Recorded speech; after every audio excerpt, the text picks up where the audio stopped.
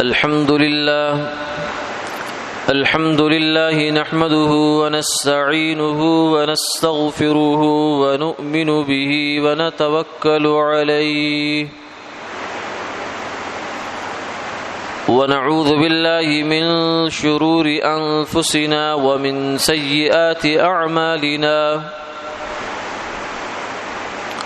من يهده الله فلا مضل له ومن يضلله فلا هادي له ونشهد أن لا إله إلا الله وحده لا شريك له ونشهد أن سيدنا وسندنا وحبيبنا وشفيعنا ومولانا محمدا عبده ورسوله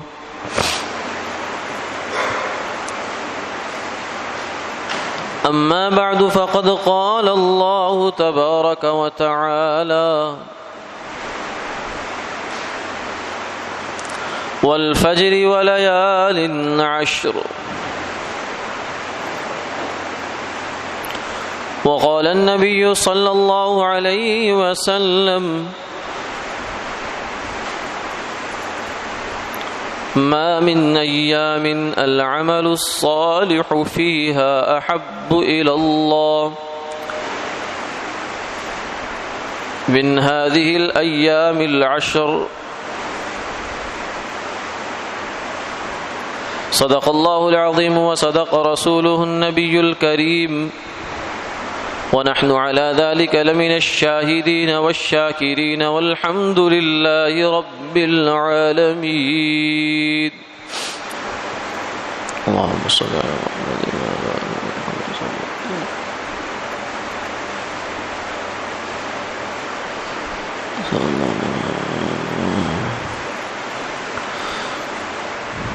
محترم و مکرم حاضرین و سامعین،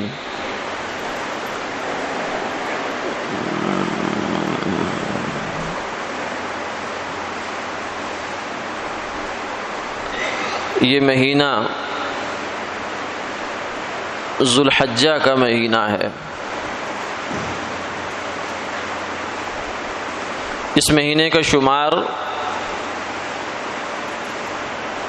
زمانہ جاہلیت میں بھی بڑے قابل احترام مہینوں میں ہوتا تھا۔ 12 مہینوں میں سے 4 مہینے جنہیں حرمت اور احترام حاصل تھا،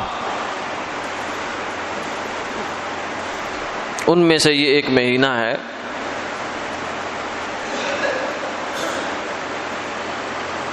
کیونکہ اس کے اندر بہت سی فضیلت کی چیزیں ہیں۔ 2 تو بڑی مشہور چیزیں ہیں، ایک حج ہے جس کا اسی مہینے میں ادائیگی ہوتی ہے، اور دوسری قربانی ہے، اس کا تعلق بھی اسی مہینے کے ساتھ ہے۔ پھر تیسری چیز جو اس کو فضیلت کا باعث بناتی ہے وہ اس میں اللہ کی رحمتوں کا نزول ہے۔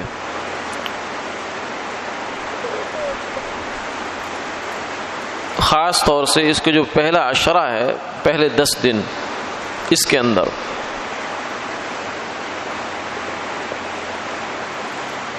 والفجر ولیال عشر، فرمایا قسم ہے فجر کی اور 10 راتوں کی۔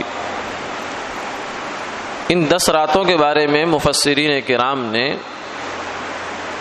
لکھا ہے کہ ان سے مراد یہ ذوالحجہ کی 10 دن ہیں، پہلا عشرہ ہے۔ پھر سرکار دو عالم صلی اللہ علیہ وسلم نے بھی یہ فرمایا کہ ان دنوں میں کوئی بھی نیک عمل جو کیا جاتا ہے وہ اللہ کے ہاں بہت محبوب ہو جاتا ہے۔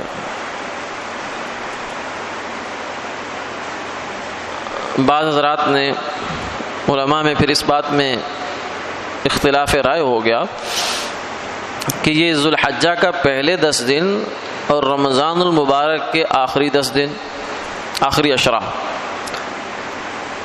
10 دن کو کہتے ہیں، ان میں سے زیادہ فضیلت والا کون ہے؟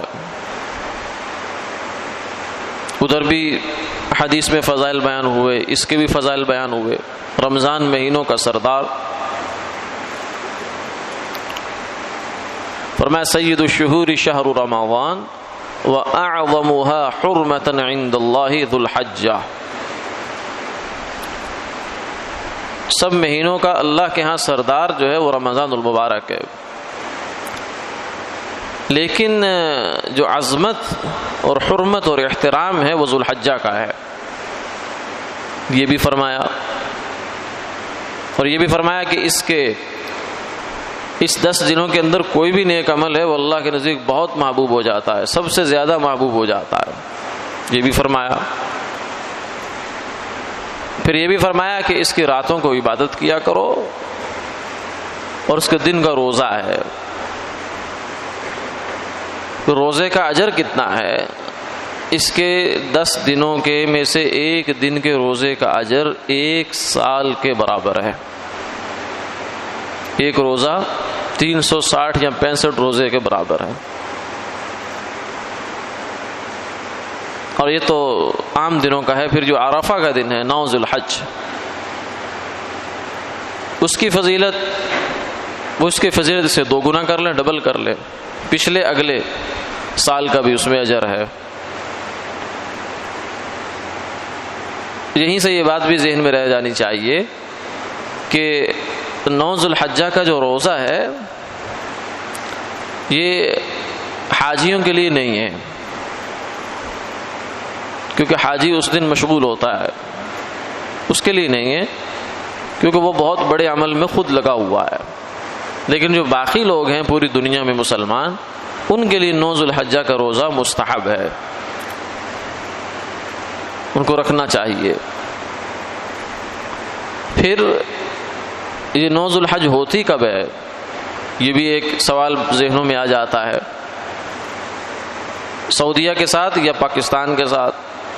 تو اس میں دیکھیں جہاں آپ رہ رہے ہیں وہاں کی جو 9 ذی الحجہ کی تاریخ ہے اس دن کا روزہ آپ کا ہے، کیونکہ اللہ کا نظام ہے دنیا میں، نہ سورج پوری دنیا میں ایک وقت میں نکلتا ہے، نہ چاند ایک وقت میں نکلتا ہے، مختلف علاقوں کے لحاظ سے اختلاف ہوتا چلا جاتا ہے۔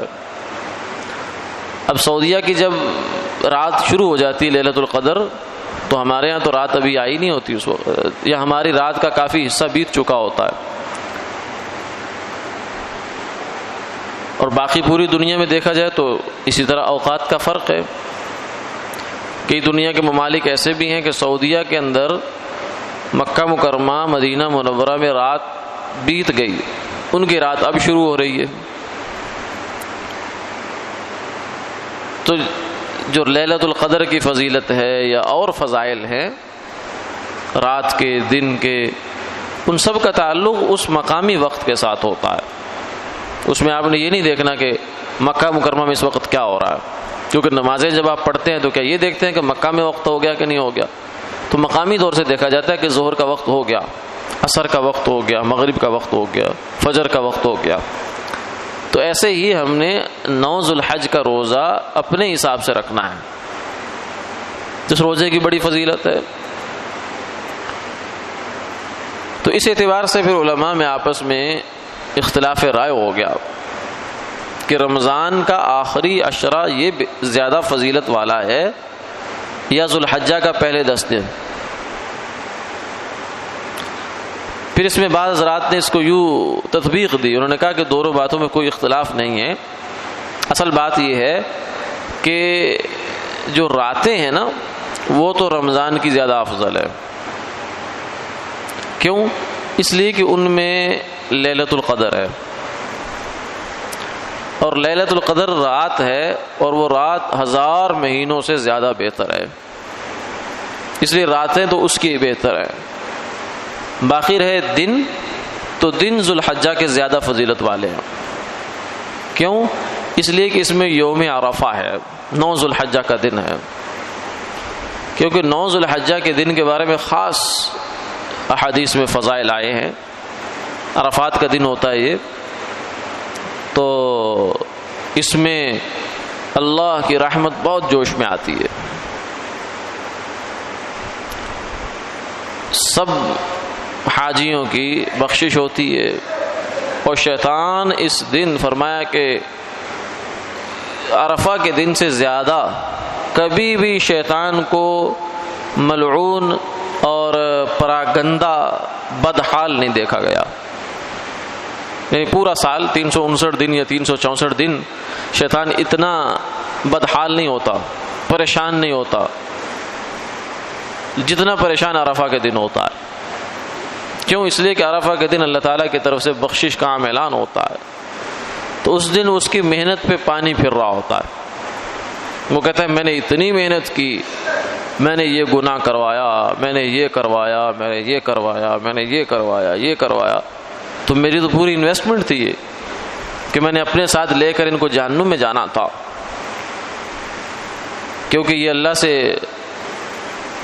کہہ کے آیا ہے۔ وہاں جب اللہ نے اس کو راندہ درگاہ کیا تو اس نے کہا کہ مجھے ڈھیل دی جائے، مہلت دی جائے، مجھے قیامت تک کے لیے میری عمر بڑھا دی جائے، وہ دے دی جا۔ اور پھر کہنے لگا کہ دیکھیے گا یہ آدم جس کو آپ نے سجدہ کرنے کا مجھے کہا اور میں نے سجدہ نہیں کیا، اس کی اولاد سے نمٹوں گا میں، لَأَحْتَنِكَنَّ ذُرِّيَّتَهُ إِلَّا قَلِيلًا، میں اس کی ذریت اور اس کی اولاد کو بھٹکاؤں گا، ان کو لے ڈوبوں گا، بہت تھوڑے بچیں گے، باقی کو سب کو لے ڈوبوں گا میں۔ قَالَ اذْهَبْ، فرمایا جا، دفع ہو جا، فَمَن تَبِعَكَ مِنْهُمْ فَإِنَّ جَهَنَّمَ جَزَاؤُكُمْ جَزَاءً مَوْفُورًا، جو تیرے پیچھے چلے گا تو جہاں تو جائے گا وہاں وہ بھی جائے گا، جو تو کر سکتا کر لے، لیکن میرے مخلص بندے اور جن پر میرا فضل ہوگا اور جو میرے در سے مایوس نہیں ہوں گے ان پر تیرا بس نہیں چلے گا۔ کیوں؟ اس لیے کہ تو پوری زندگی کی محنت کرے گا، ان پر سالہ سال کی محنت کرے گا، اور وہ میرے دربار میں ان کو خیال آ جائے گا کہ تو بڑا غلط ہو گیا کام، ساری زندگی برباد ہو گئی، گناہوں میں چلی گئی، نافرمانیوں میں ضائع ہو گئی۔ ان کو جب یہ خیال آئے گا تو ندامت کے ساتھ وہ کہیں گے یا اللہ معاف کر دے، معافی مانگیں گے میرے سے، توبہ کریں گے، کیونکہ توبہ معافی مانگنے کا نام ہے، توبہ معافی مانگنے کا نام ہے۔ تو جو ہی اللہ تعالیٰ سے بندہ کہتا ہے یا اللہ معاف کر دے تو ساری زندگی کے گناہوں پر قلم پھیر دیتے ہیں۔ کہاں اس کی سالہ سال کی محنت اور کہاں 2 منٹ بھی نہیں، 1 منٹ کہ جس میں سچے دل سے انسان اللہ کے آگے جھکتا ہے اور جھک کر کہتا ہے یا اللہ معاف فرما دے، تو اس کے اوپر قلم پھر جاتا ہے۔ تو عرفہ کے دن یہ 9 ذو الحج کو یہ ہوتا ہے، اللہ کی رحمت جوش میں ہوتی ہے اور رحمت بے بہا آتی ہے، تو اس لیے یہ دن آتا ہے ان 10 دنوں میں۔ تو 9 دن تک کا روزہ ہے، عید کا روزہ نہیں ہے، عید کو روزہ نہیں ہوتا، نہ چھوٹی عید کو نہ بڑی عید کو۔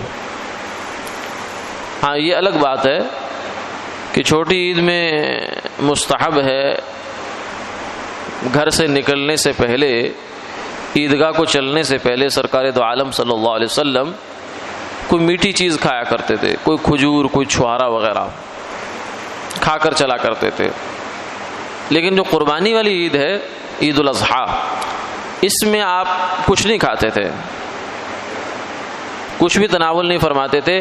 پہلی چیز جو آپ تناول فرماتے تھے وہ قربانی کا گوشت ہوتا تھا، یعنی گویا کہ اس کے انتظار فرماتے تھے۔ لیکن چونکہ سنت طریقہ جو تھا وہ تو یہی ہے کہ عید جلدی پڑھ لی جائے۔ عید الاضحیٰ تو خاص طور سے یوں سمجھیے کہ بس 1.15 نیزے پہ سورج ہوتا تھا، تھوڑا سا بلند ہوا، سورج نکلا افق سے، تو آپ عید الاضحیٰ کی نماز پڑھا دیا کرتے تھے۔ اس کے بعد جلدی فارغ ہو کے جا کے قربانیاں کرو اور پھر گوشت کھاؤ. لیکن اگر عید چلی جائے 8, 9, 10 بجے تو پھر گوشت تو پھر ظہر کے وقت جائے گا, تو اتنی دیر انتظار کرنا مشکل ہوتا ہے. تو اس لیے گنجائش ہے, اگر کوئی اس مستحب پر عمل کر سکتا ہے تو کر لے, لیکن اگر بہت مصیبت میں پڑنے کا امکان ہے تو پھر نہیں, پھر اپنے آپ کو مشقت میں نہ ڈالے, آسانی سے اگر عمل ہو سکتا ہے تو کر لے. تو عید الاضحیٰ کے دن کا روزہ نہیں ہے, عید کا دن کا روزہ نہیں ہوتا. اسی کو کچھ لوگ کہہ دیتے ہیں کہ تھوڑی دیر کا روزہ ہے. روزہ تھوڑی دیر کا نہیں ہوتا, روزہ پورے دن کا ہوتا ہے. صبح صادق سے لے کر سورج ڈوبنے تک, فجر طلوع ہونے سے لے کر سورج غروب ہونے تک روزہ ہوتا ہے. اس سے نیچے کا کم کا روزہ نہیں ہے. نہ ہی شریعت محمدیہ میں چپ کا روزہ ہے. ویسے محاورتاً کہہ دیتے ہیں کہ فلاں نے چپ کا روزہ رکھا ہوا ہے, یعنی بولتے ہی نہیں ہے, لیکن شریعت میں کوئی اس کی اصل نہیں ہے. خاموش رہنا کوئی عبادت نہیں ہے. ہاں ویسے خاموش رہے کہ کوئی بات ہی نہیں ہے یا کوئی کام کی بات نہیں ہے, لا یعنی ہے, اس سے خاموش رہے تو یہ اچھی بات ہے, لیکن عبادت یا روزہ نہیں ہے اس کا. تو عید کے دن کا روزہ نہیں, باقی جو اس کے 10 دن ہیں, ذوالحجہ کے 9 دن, ان کا روزہ ہے. لیکن یہ سنت روزہ ہے, مستحب ہے. اگر کوئی نہیں رکھے, بیمار ہے, بوڑھا ہے, یہ ویسے ہی طبیعت نہیں چل رہی اس کی, تو کوئی حرج کی بات نہیں ہے, کوئی ملامت نہیں, کوئی اس پر داروگیر نہیں ہے. مستحب عمل ہے, نفل عمل ہے. جتنا کریں گے, جتنا گڑ ڈالیں گے اتنا میٹھا ہو جائے گا, لیکن اگر نہیں کریں گے تو کوئی حرج نہیں ہے. تو ایک تو بعض نے فرمایا کہ یہ جو 10 دن ہیں, یہ دن اس کے زیادہ افضل اور راتیں رمضان کی افضل. تو اس سے اتنی بات معلوم ہو گئی کہ یہ جو 10 دن ہیں یہ معمولی نہیں ہے. اس میں نیک عمل کا اجر بہت بڑھ جاتا ہے, صدقے کا اجر بڑھ جاتا ہے, تلاوت قرآن پاک کا اجر بڑھ جاتا ہے, نوافل پڑھے, نماز پڑھی, اس کا اجر بڑھ جاتا ہے. تو اس عشرے کو بھی ایسے ہی اہتمام کے ساتھ گزارنا چاہیے جیسے ہم رمضان المبارک کا اہتمام کرتے ہیں. اللہ کی نظر میں اس کا خاص مقام ہے. تو اس عشرے میں جو کرنے کے کام ہیں ان میں سے ایک کام تو فرمایا دن کا روزہ, اور اس کی فضیلت بھی عرض کر دی کہ ایک دن کا روزہ 1 سال کے برابر ثواب ہے. اور دوسرا کرنے کا کام یہ ہے کہ رات کی عبادت, رات کی عبادت, نفلی عبادت. اور نفلی عبادت کے بارے میں شریعت کا اصول اور ضابطہ یہ ہے کہ یہ تنہائی میں ہونی چاہیے. فرض جماعت کے ساتھ لوگوں کے سامنے, فرض میں تنہائی نہیں ہے, فرض تو جماعت کے ساتھ ہے. اگر بغیر کسی وجہ کے آدمی فرض جماعت کے ساتھ چھوڑے تو گناہگار ہوتا ہے. سرکار دو عالم صلی اللہ علیہ وسلم نے فرمایا, میرا دل چاہتا ہے میں چند نوجوانوں کو کہوں کہ وہ لکڑی اکٹھی کر کے لائیں, لکڑیاں, اور پھر میں ان لوگوں کے گھروں میں جاؤں جو بغیر عذر کے جماعت کی سے نماز نہیں پڑھتے, گھروں میں پڑھ لیتے ہیں. ایک ہے نا, چلو کوئی عذر ہے, بیمار ہے, بڑھاپا ہے, یا کوئی اور مسئلہ ہے, یا کوئی بیماری کا ڈر ہے, چلو جیسے پچھلے دنوں میں رہا ہمارے ہاں. لیکن اگر کوئی عذر نہیں ہے, محض سستی ہے, غفلت ہے, تو اس کی وجہ سے جماعت کی نماز چھوڑنا گناہ کا کام ہے. بلا عذر جماعت کی نماز نہیں چھوڑنی چاہیے, اہتمام رکھنا چاہیے. تو آپ نے فرمایا میں جاؤں ان لوگوں کے گھروں میں اور جا کر ان کی جو گھر ہیں وہ جلا ڈالوں. تو اتنا سخت جو آپ نے اظہار کیا ہے اپنے عمل کا, ارادے کا, تو یہ معمولی بات پہ نہیں ہوتا. اس لیے بعض رات نے جماعت کو واجب کہا ہے. فرض تو اگرچہ نہیں ہے لیکن واجب درجے کی چیز ہے. سنت موقدہ بہت زیادہ تاکید والی ہے. تو فرض تو جماعت کے ساتھ, لیکن نفل نماز جو ہے نا, یہ اصل یہ ہے کہ آدمی اپنے گھر میں پڑھے جا کر. لیکن چونکہ آج کل سستی کا ماحول ہے, اگر ہم فرض پڑھ کے گھروں میں جا کے سنتے نفل پڑھے تو کوئی بھی نہیں پڑھے گا, رہ جائیں گے.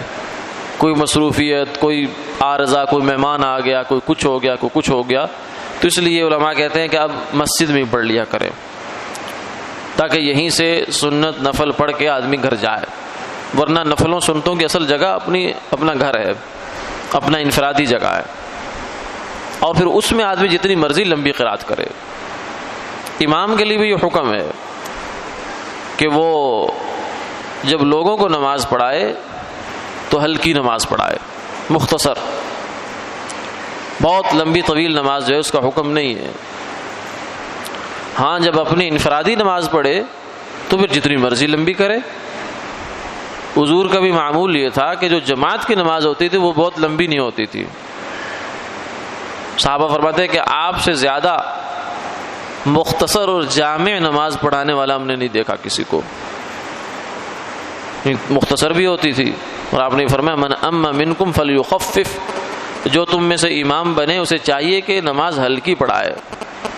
فإن فیہم الضعیف والکبیر وذا الحاجہ، کیونکہ پیچھے جو نمازی کھڑے ہیں بیچارے، ان میں کوئی بڑی عمر کا ہے، کوئی بوڑھا ہے، کوئی بیمار ہے، کسی کو کوئی کام ہے، کسی بیچارے نے ایمرجنسی نکلنا تھا، کہتے چلو میں نماز پڑھ لیتا ہوں، نماز کا وقت ہو گیا، مسجد میں آؤ نماز پڑھتا ہوں۔ اب امام صاحب نے جناب 15-20 منٹ لگا دیے نماز میں، بڑے لمبے خشوع خضوع کے ساتھ نماز پڑھا رہا ہے۔ فرض میں اتنے لمبی نماز مطلوب نہیں ہے۔ سرکار دو عالم صلی اللہ علیہ وسلم فرماتے ہیں کہ مجھے کبھی کبھی دل چاہتا ہے میں لمبی نماز پڑھوں، لیکن پیچھے نمازیوں کا خیال ہے، کوئی بچہ رو پڑتا ہے، کیونکہ آپ کے زمانے میں مستورات بھی، ابتدائی زمانے میں اجازت تھی اس کی کہ عورتیں بھی مسجد میں آ کے نماز پڑھتی تھی تاکہ وہ بھی دین سیکھیں، حضور کے پیچھے نماز پڑھیں اور دین کے احکامات سیکھیں، لیکن پھر اس کی چونکہ ضرورت نہیں رہی لہذا منع کر دیا گیا اس کو۔ تو آپ نے فرمایا کہ پیچھے عورت ہوتی ہے، اس کا بچہ رو پڑتا ہے تو میں نماز کو مختصر کر دیتا ہوں۔ ہمارے ایک بزرگ تھے جاننے والے، کہنے لگے کہ مجھے امام بنایا ایک اور ان کے استاد سے بڑے، تو کہتے میں نے مسجد میں بڑی لمبی نماز پڑھی، بڑی خشوع خضوع والی، تو ان جو استاد صاحب تھے بڑے ذمہ دار، انہوں نے کہا کہ دیکھو یہ بزرگوں والی نماز اپنے حجرے میں جا کے پڑھو، یہاں امام ہو تم، اور امام جو ہے اس کو ہر نمازی کا خیال رکھنا ہوتا ہے، وہ کسی ایک کی خواہش پر نہیں چل سکتا، کوئی کہے گا رکوع اتنا لمبا کرو، کوئی کہے گا نہیں جی مختصر کرو، کوئی یہ کہے گا کوئی وہ کہے گا، اس نے سب کو دیکھ کے چلنا ہوتا ہے۔ تو اس لیے یہاں تو نماز وہ ہو جو سب کے لیے، تو فرض جو ہے وہ مختصر ہوتے ہیں لیکن نوافل لمبے، اس لیے نفلوں کو فرمایا کہ انفرادی عبادت ہے اپنے جا کرو۔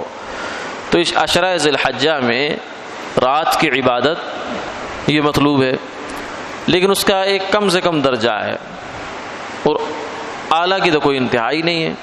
کم سے کم درجہ یہ ہے کہ عشاء کی نماز جماعت سے پڑھیں اور فجر کی نماز باجماعت پڑھیں، بیچ میں عبادت کی تیاری کی نیت سے چاہے سوتے رہیں تو بھی انشاءاللہ رات کی عبادت کا ثواب مل جائے گا۔ لیکن اگر اللہ توفیق دے اور رات میں بھی اٹھنے کی، تہجد میں اٹھنے کی توفیق مل جائے تو پھر تو نور علی نور ہے، اس کا تو کیا ہی کہنا، کیونکہ وہ وقت خاص رحمت الہی کا وقت ہوتا ہے۔ آپ نے فرمایا کہ اللہ کی رحمت خاصہ جب رات کا ایک تہائی حصہ باقی بچ جاتا ہے، یعنی یوں سمجھیں کہ سورج غروب ہونے سے لے کر صبح فجر تک جب روزہ بند ہوتا ہے، سحری ختم ہوتی ہے، اس وقت تک کا جو ٹائم ہے اس کو آپ 3 حصوں میں بانٹ لیں۔ اگر 6 گھنٹے ہیں تو 3 حصے کا مطلب 2 گھنٹے، تو اس میں سے جو سب سے قیمتی وقت ہے وہ آخری 2 گھنٹے ہیں، آخری 1/3 وقت، کیونکہ یہ وقت ایسا ہوتا ہے کہ اس میں اب بندہ ہے اور اللہ ہے، دنیا سو جاتی ہے، جاگنے والے رات بھر جاگنے والے بھی اس وقت میں پھر سو ہی جاتے ہیں، جب سحری کا وقت ہوتا ہے تو نیند آ جاتی ہے ان کو، تو اس وقت میں عبادت گزار اٹھ جاتے ہیں، وہ عشاء پڑھ کے جلدی سوتے ہیں تاکہ تہجد کا مزہ لیں، جو آدمی رات کو جلدی نہیں سوتا اسے تہجد کا مزہ نہیں آتا، وہ بس اپنا عمل پورا کرتا ہے۔ تہجد کا مزہ اسی کو آتا ہے جو رات معتد بھی یعنی مناسب مقدار میں نیند لے لے اور پھر اللہ کے سامنے کھڑا ہو جائے۔ تو اس وقت میں اللہ کی رحمت خاصہ آسمان دنیا پہ سب سے نچلے آسمان پہ آتی ہے اور آ کر یہ کہتی ہے حل من مستغفر اغفر لہ، ہے کوئی بخشش مانگنے والا کہ میں اس کو بخش دوں؟ حل من مسترزق ارزق لہ، ہے کوئی میرے سے رزق مانگنے والا کہ میں اس کی جھولی بھر دوں؟ اور اس وقت میں کوئی خاصیت نہیں ہے کہ یہ وقت کسی بزرگ کے لیے ہے، کسی فلاں کے لیے، نہیں، ہر ایک کے لیے ہے۔ اللہ کی ندا سب کے لیے ہے۔ ہمارے ذہنوں میں بعض دفعہ یہ بات بیٹھ جاتی ہے نہیں ہم تو گناہ گار ہیں، بھائی گناہ گاروں کا بھی وہ خدا ہے، گناہ گار کی بھی سنتا ہے۔ اس نے یہ تو کہا ہے یا عبادی قل یا عبادی الذین اسرفوا علی انفسہم لا تقنطوا من رحمت اللہ، اے میرے بندو جنہوں نے اپنی جانوں پر ظلم کر لیا وہ تم اللہ کی رحمت سے نا امید نہ ہو۔ ان اللہ یغفر الذنوب جميعا، اللہ سب گناہوں کو معاف کر، سب گناہوں کو، شرک تک بھی وہ معاف کر دیتا ہے اگر توبہ کرنے والا توبہ کر لے تو۔ انہ هو الغفور الرحیم، وہی تو سب سے زیادہ بخشنے والا ہے، رحمت کرنے والا ہے۔ تو رات کے اس پہر میں اس حصے میں اگر اٹھنے کی توفیق اللہ عطا فرما دے تو کم سے کم 2 رکعت پڑھ لے، 2 سے لے کر 8 11 12 تک رکھتے جو ہے یہ تہجد کی رکھتے ہو سکتی ہے۔ اگر وتر 7 پڑھ لیں، اگر وتروں کے بارے میں یہ یقین ہو کہ میں تہجد میں اٹھ جاؤں گا، آنکھ کھل جائے گی، تسلی ہے، تو پھر وتر تہجد میں پڑھنا زیادہ بہتر ہوتا ہے۔ لیکن اگر شک ہو کہ اگر میں نے یہاں وتر چھوڑے تو ایسا نہ ہو کہ تہجد میں بھی رہ ہی جائیں، تو پھر رات ہی وتر پڑھ لے، تہجد الگ سے پڑھ لیا کرے۔ تو یہ بھی رات کے اندر انشاءاللہ قیام اللیل میں شامل ہوگا۔ صلاۃ و تسبیح پڑھ لیں، تلاوت کر لے، ذکر کر لے، درود پاک پڑھ لے، یہ رات قیمتی بن جائے گی۔ اور پھر دن کا روزہ ہے، اگر مسلسل روزے رکھنا مشکل ہے تو ایک روزہ چھوڑ کے رکھ لے، اگر ہمت دے اللہ، صحت ساتھ دے، طبیعت ساتھ دے تو مسلسل بھی رکھے جا سکتے ہیں۔ پھر یہ ہے کہ ان دنوں میں صدقات کی بھی کثرت کریں، ہاتھ کا دیا ہوا مال اللہ کو بہت پسند ہے، اس سے سختیاں ٹلتی ہیں آدمی سے۔ فرمایا کہ صدقہ بری موت کے 70 دروازے بند کرتا ہے۔ انسان کے ایسا مرنا جو ہم نہیں مرنا چاہتے، کئی دفعہ ہوتا ہے نا کسی کی موت ہمارے سامنے آتی ہے، ہم کہتے ہیں یا اللہ ایسی موت سے پناہ عطا فرما۔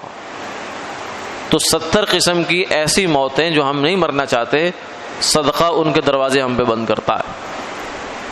ہاتھ کا دیا ہوا انسان کے کام آتا ہے، ایسی جگہ پہ کام آتا ہے جہاں اس کو تصور بھی نہیں ہوتا، اللہ اس کو وہاں سے نکالتے ہیں۔ اور پھر ان دنوں میں اللہ کی عظمت کے جو ترانے ہیں وہ زیادہ زیادہ گائے جائیں۔ وہ کیسے؟ سبحان اللہ، الحمدللہ، لا الہ الا اللہ، اللہ اکبر، اس کا ورد زیادہ رکھا جائے۔ اللہ اکبر، اللہ اکبر، اللہ اکبر، تکبیر، اللہ کی بلندی اور اللہ کی عظمت کا بیان۔ کئی صحابہ کے بارے میں منقول ہے کہ وہ بازار جاتے تھے اسی کام کے لیے، کوئی چیز خریدنی نہیں ہوتی تھی، بازار سے جاتے تھے اور جا کر بلند آواز سے اللہ اکبر، اللہ اکبر، اللہ اکبر کہتے تھے، تاکہ لوگوں کو دھیان ہو جائے کہ جن چیزوں میں ہم لگے ہوئے ہیں یہ اکبر نہیں ہے، اللہ اکبر ہے۔ اسی لیے سرکار دو عالم صلی اللہ علیہ وسلم نے جو دعا ایک سکھائی ہے امت کو، اس میں فرمایا اللہم لا تجعل الدنیا اکبر ہمنا ولا مبلغ علمنا ولا غایت رغبتنا، اے اللہ اس دنیا کے مال کو جو ہماری ضرورت ہے اس کو ہمارا سب سے بڑا ہدف نہ بنا دینا کہ ہماری اٹھتے بیٹھتے سوچتے جاگتے چلتے پھرتے ہماری ہر سوچ کا محور یہ ہو جائے، ہر فیصلے کی بنیاد یہ ہو جائے کہ پیسہ زیادہ کہاں سے آ سکتا ہے۔ اے اللہ ایسا نہ کر دینا ہمیں، ولا مبلغ علمنا، ہمارے علم کی، ہماری معلومات کی تان جہاں ٹوٹے جا کے اسی پر ٹوٹے، ایسا نہ ہو. ولا غایت رغبتنا، اور نہ ہی ہماری سب سے بڑی خواہش اسے بنانا ہے اللہ. یہ ضرورت ہے، ضرورت تک رہے. اللہ ضرورتیں پوری کرے اچھے طریقے سے، احسن طریقے سے پوری کرے، لیکن اسے اپنا منزل مقصود نہیں بنانا. منزل مقصود ہماری اللہ ہے. اللہ اکبر، دنیا اکبر نہیں ہے بلکہ اللہ اکبر. یہ پیغام دیتے تھے بازار میں جا کر سیدنا ابو ہریرہ، عبداللہ بن عمر رضی اللہ تعالی عنہ وغیرہ. لوگوں کو کہتے تھے کہ اللہ اکبر، بھائی اللہ بڑا ہے، یہ جو کچھ تم کر رہے ہو یہ بھی کرو، لیکن اس کے ساتھ ساتھ اللہ کی طرف اپنا دھیان رکھو. ایک بزرگ فرماتے ہیں میں نے مینا میں ایک تاجر کو دیکھا، اس نے ایک دن میں 50,000 دینار کمائے. دینار آپ یوں سمجھیں کہ 3 دینار میں 1 تولہ بنتا ہے. 50,000 دینار سونے کا سکہ ہوتا تھا. 50,000 دینار اس کی کمائی تھی ایک دن کی. آج کوئی بڑے سے بڑا تاجر بھی اتنا نہیں کما سکتا، یعنی تقریباً 17,000 تولہ اس نے کمایا ایک دن میں. لیکن فرماتے ہیں ایک لمحے کے لیے بھی وہ اللہ کی یاد سے غافل نہیں ہوا. اتنی بڑی کمائی کرنے کے باوجود بھی اس کا دل اللہ کے ساتھ لگا رہا. ہاتھ کار ولے دل یار ولے. دل سے انسان اللہ کو سامنے رکھے. کام تو دنیا کے کرنے ہیں، ملازمت بھی کرنی ہے، کاروبار بھی کرنا ہے، ہماری مستورات نے گھر کے کام کاج بھی کرنے ہیں، یہ تو ہماری ذمہ داری ہے. نہیں کریں گے تو ہماری پوچھ ہوگی کہ اہل حقوق کے حقوق تمہارے ذمہ تھے، اولاد کے، بیوی کے، بچوں کے، اور جن کی ذمہ داریاں تھیں تو ان کو ضائع تو نہیں کیا تم نے. یہی تو انسان کی خصوصیت ہے. فرشتہ نہیں بنایا انسان کو کہ جس کا نہ بیوی، نہ بچہ، نہ پیٹ، نہ گھر، نہ بار. انسان کے ساتھ سب کچھ لگا کر پھر کہا کہ اب آ جا. یہ ذرا امتحان ہے، اب اس میں تو اپنا وقت میرے لیے نکالے گا تو میں تیرے دل کو تفرغ لعبادتی، اے ابن آدم تو میری عبادت کے لیے اپنے دل کو فارغ کر، میں تیرے دل کو سکون سے بھر دوں گا. جس چیز کی ہم سب کو تلاش ہے وہ اللہ نے جہاں رکھا ہے وہاں تلاش کرنا چاہیے. تو یہ عشرہ ذی الحجہ، 9 ذی الحجہ تک جو ہے اس میں دن کا روزہ، رات کی عبادت، اور جتنا زیادہ سے زیادہ ہو سکے اللہ کی تسبیح، تحمید، تہلیل اور تکبیر پر زیادہ زور ہے. اللہ اکبر، اللہ اکبر، تاکہ اللہ کی عظمتوں کے ترانے ہماری زبانوں پر رہیں اور اللہ کی نعمتوں کا شکر ادا ہوتا رہے. وآخر دعوانا الحمد للہ رب العالمین.